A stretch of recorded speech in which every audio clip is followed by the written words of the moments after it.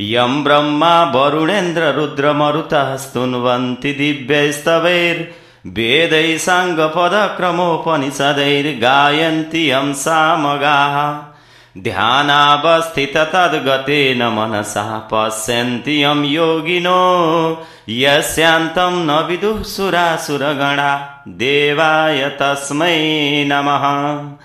श्रीमच्चन्दनचर्चितोज्ज्वलवपुः शुक्लाम्बरा मल्लिका मालालङ्कृतकुण्डला प्रविलसन्मुक्तावलीशोभिता सर्वज्ञाननिदानपुस्तकधरा रुद्राक्षमालाकरा वाग्देवी वदनाम्बुजे वसतु मे त्रैलोक्यमाता चिरम्। मुखं करोति वाचालं पङ्गुलङ्घयते गिरिं यत्कृपातमहं वन्दे परमानन्दमाधवम्। नमो भगवते तस्मै व्यासायामिततेजसे यस्य प्रसादाद् वक्ष्यामि नारायणकथामिमाम्। नारायणं नमस्कृत्य नरं चैव नरोत्तमं देवीं सरस्वतीं व्यासं ततो जयमुदीरयेत्। अथ पञ्चविंशोऽध्यायः। कुमारजी आज्ञा गर्नुहुन्छ हे अगस्त्य मुनि। त्यसपछि लावण्य देशमा मन्त्रीहरूले हात्तीलाई सुनको कलश र फूलको माला दिई राजा खोज्न लगाइराखेका थिए। लोकहरू अनेक वस्त्र अलङ्कार पहिरी राजा होइजान्छु कि भनी हात्तीको नगिज गएर अघि पछि हिँड्न लागे। नवराज पनि पुगेर एउटा पार्टीमा बसी हेरिरहे। हात्तीमा हरिहर प्रवेश गरी नवराज ब्राह्मणका नगिज गई गलामा माला पहिराई सुवर्णको कलशले अभिषेक गरिदियो। त्यो देखेर प्रजाहरू भन्न लागे, हे लोक हो, यो हात्ती बौलायो के यस देशमा कुनै क्षत्रिय छैनन् र ब्राह्मणलाई अभिषेक गर्यो। कसैले प्रतिवाद गरे, यो हात्ती बौलाएको होइन, तिमीहरू नै पागल भयौ।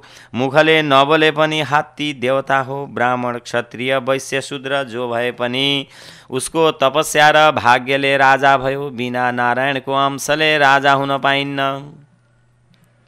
चुप लाग भनी सम्झाए। उता हरिहर प्रवेश भइरहेको हात्तीले नवराजलाई सुणले उचाली कुम्भस्थलमा राखेर दरबार लग्यो। गुरु पुरोहितले अनेक वस्त्र अलङ्कार पहिराई सम्पूर्ण सामग्री तयार पारी पूर्ण घट अष्टमङ्गल गरी सुदिन ठहराई। त्यसै सहरकी राजाकी कन्या लावण्यवती नाम भएकीलाई विधिपूर्वक नवराजलाई कन्यादान गरी राजा तुल्याए।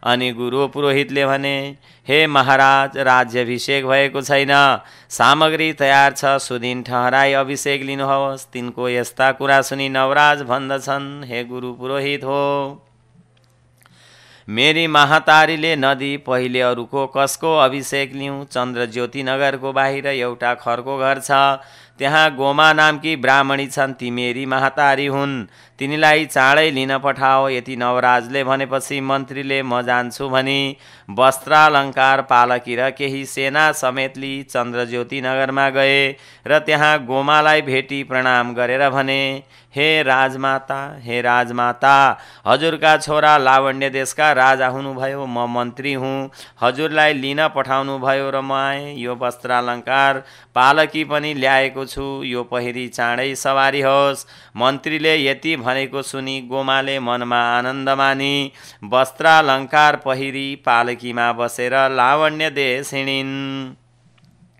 चन्द्रज्योति नगरका नारीहरूले थाहा पाई हेर्न भनेर कसैका कपालको केश फुकेको, कसैका छोराछोरी रोएको, कसैले पाक्न लागेको र खान बसेको भात पनि छाडेर हतपताउँदै निस्के। पालकीमा बसेर फौजसहित भई जान लागे कि गोमालाई देखेर भन्दछन्, हेर, स्त्री जाति भएर पनि गोमा अर्काको ढिकी जाँतो गरी धागो काटेर बाँचिरहेकी हुनाले आज राजमाता भएर पालकीमा बसेर गइन् भनी परस्पर कुरा गर्थे।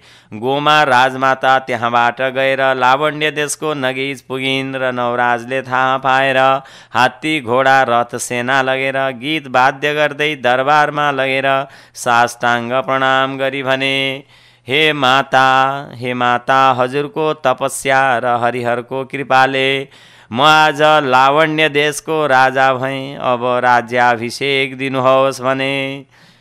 यति नवराजले भनेपछि सुदिन ठहर्याई सुनको सिंहासनमा बसालेर नवराज राजा र लावण्यवती रानीलाई विधिपूर्वक राज्याभिषेक दिइन्। राज्याभिषेक भइसकेपछि गुरु पुरोहित र ब्राह्मणहरूलाई भोजन गराई दक्षिणादि विदा गरे अनि हात्ती घोडा रथ पैदल सेना तयार पारी गीत वाद्य गर्दै दरबार जाँदा भए।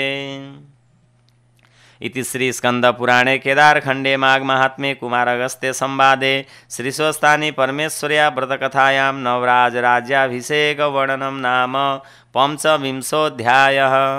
उपनयतु मंगलं वः सकल जगन मंगलालय श्रीमान दिनकर किरण निबोधित नवनलिन दल निवेक्षण कृष्ण काले वर्षतु पर्जन्य पृथिवी सस्यशालिनी देशोऽयं क्षोभरहितो ब्राह्मणा सन्तु निर्भयाः अपुत्रः पुत्रिणः सन्तु पुत्रिणः सन्तु पौत्रिणः निर्धना सदना सन्तु जीवन्तु शरदां शतं तत्रैव गंगा यमुना च तत्र गोदावरी सिंधु सरस्वती च तीर्थानि सर्वाणि वसन्ति तत्र यत्राचितोदार कथा प्रसंग या कुन्देन्दु तुषारहार धवला या शुभ्रवस्त्रावृता या वीणा वरदंड मंडितकरा या श्वेत पद्मासना या ब्रह्माच्युत Shankar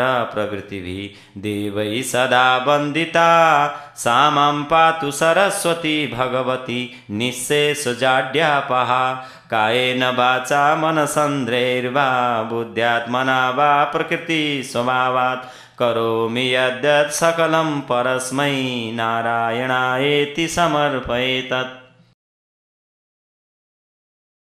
A complete bundle of art, information and entertainment. NKTV.